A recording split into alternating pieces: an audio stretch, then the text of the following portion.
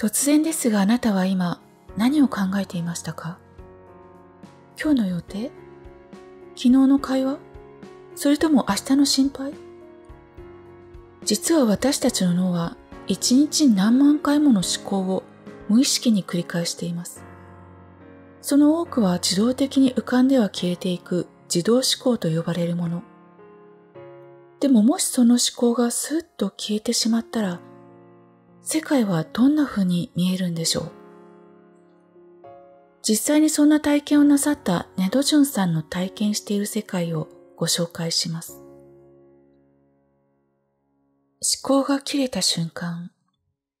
ある日ネドジュンさんの中で思考に関わる神経のつながりがプツンと切れた瞬間がありました。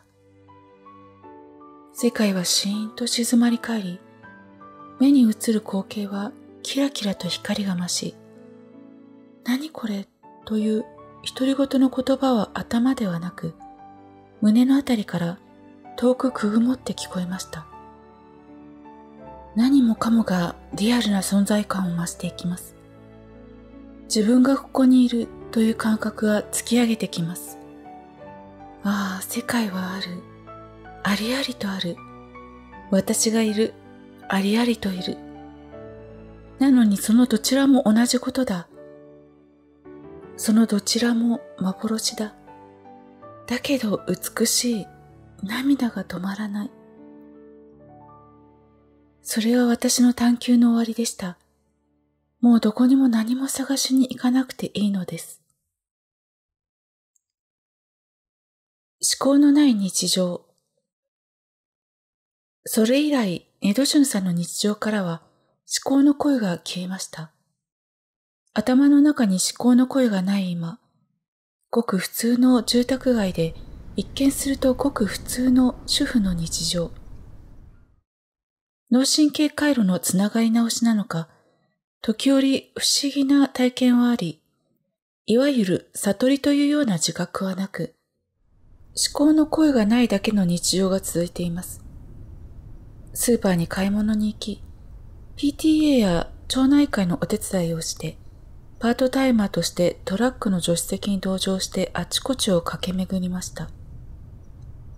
こんなごく普通の日常ですが、内側を見るとやはり思考がないというあり方はとても特殊でした。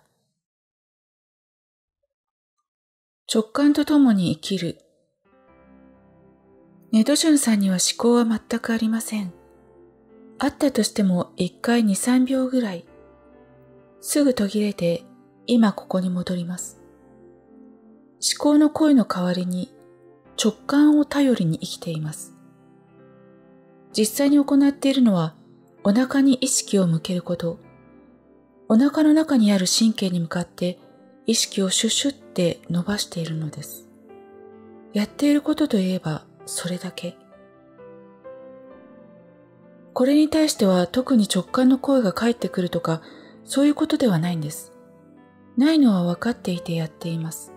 パソコン風に言うと接続の有無を確認し続けている感じです。さらに正確に言えば内臓周りにある自律神経を意識で撫でているのだと思います。同時にうっすらと全身の細胞の反応を見ている気もします。そしてそのことで意識が頭の位置ではなく胸のあたりへ降りている結果を生んでいます。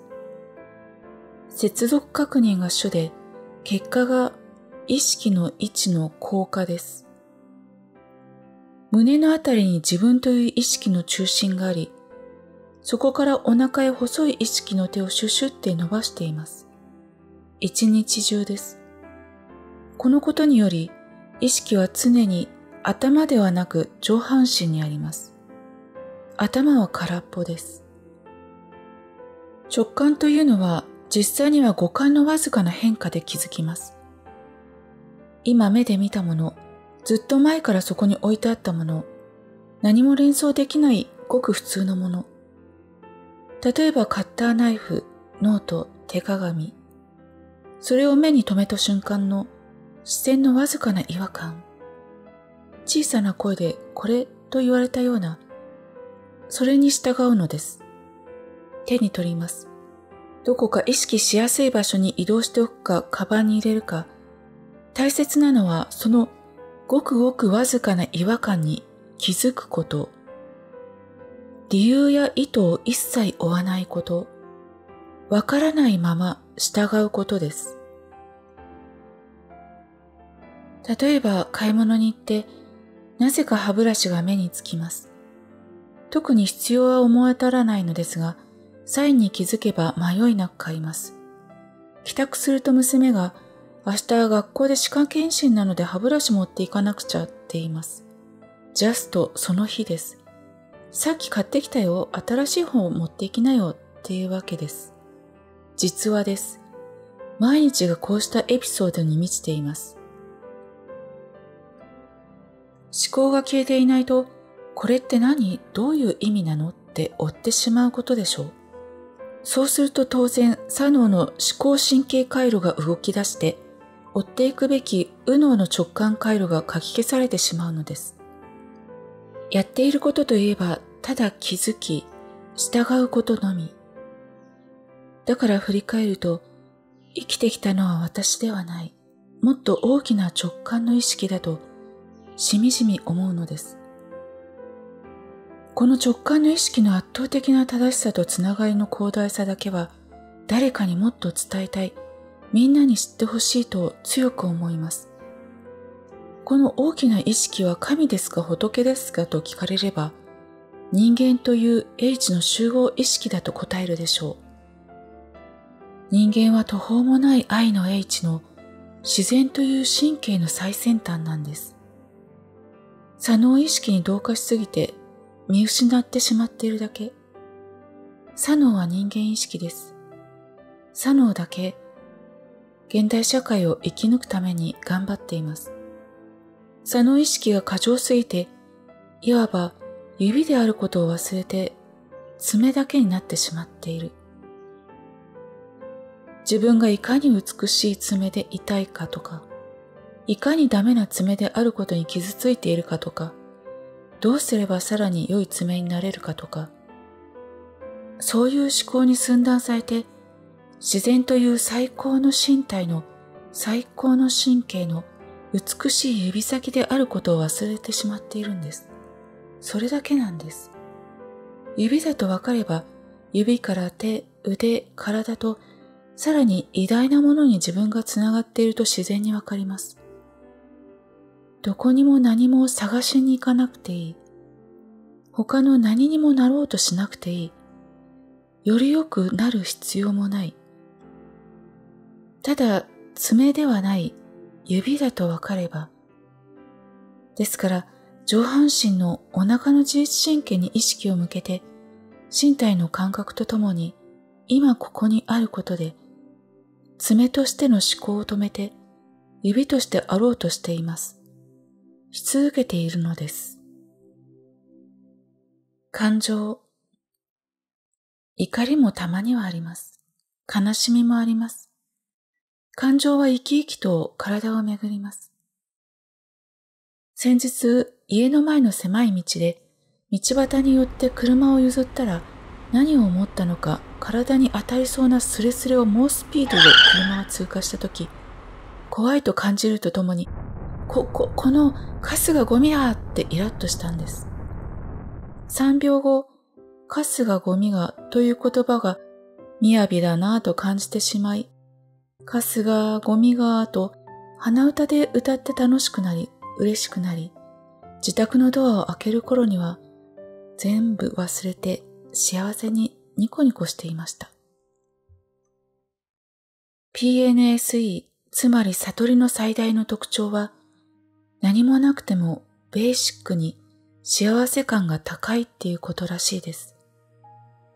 私の体感では、幸せ感というのは、意識がお腹と接続していると無限に上がってくるものです。細胞の全部が勝手に幸せ感に満ちているのです。お腹が温かいストーブであれば、それに手をかざしたら温かいに決まっているでしょう？そんな風にとても物理的なものに感じます。思考は温かさに水をかける存在です。思考は世界の難しさや厳しさをピックアップして感じ取り、それを生き抜くのが使命だと思い込んでいます。そういう期間なんです。幸せ感はそこにはありません。そこに幸せ感を求めても、実際に感じ取ることは難しいでしょう。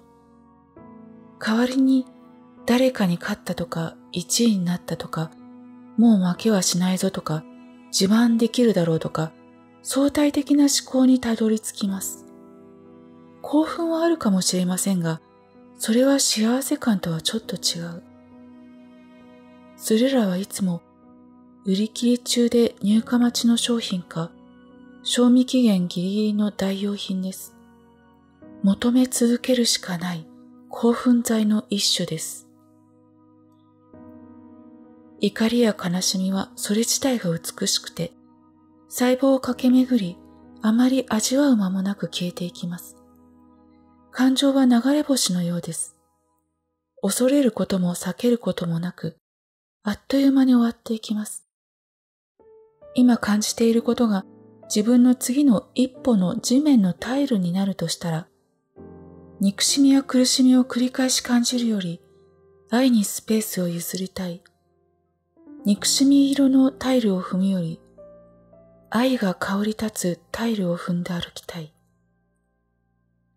主語、私という主語はかなり薄れて消えかけています。生命という主語がしっくりきます。あるいは無音の主語。けれど人生は生き生きと面白く色鮮やかです。嫌なこと、辛いことは思い出しもしません。大きな意識と人類の可能性。逆に大きな意識の苦しみを感じることがあります。大きな意識は現代人のあり方の終わりを模索している気がします。ノンデュアリティ、つまり異なった爪としてしか自己を捉えないあり方の終わり。この世界にある方々全員が自分は大きな意識の指先だと気づき、幸せに気づき、そちらへ耳を傾けて動き出したら、思考の壁を打ち消して自己の中に自己のように花開く自然を見て、新しいバランス、新しい社会を作り始めたら、すごい未来になるでしょうね。受け身の人は一人もいなく、全員が自分のこととして、自分の夢として動くんです。罪悪感ではなく幸せを感じながら、多分その可能性をひたと見つめて、大きな意識は働いています。それゆえの痛みを、かすかな焦りを時折遠くに感じます。それは私の中に深い愛を、大きな意識と未来への愛をかき立ててくれます。あなたも体験できる。いかがだったでしょうか？頭の中の声が消えると、こんな幸せな世界が体験できるんですね。ネドションさんは自動思考を減らす方法としてエレベーター呼吸というシンプルなワークを教えてくださっています。集中して取り組めば 2,3 ヶ月で同じ意識レベルへ近づけるそうです。このチャンネルでは朝と夕にエレベーター呼吸用の BGM 動画を時間限定配信しています。あなたの意識を身体へ戻すお手伝いができれば嬉しいです。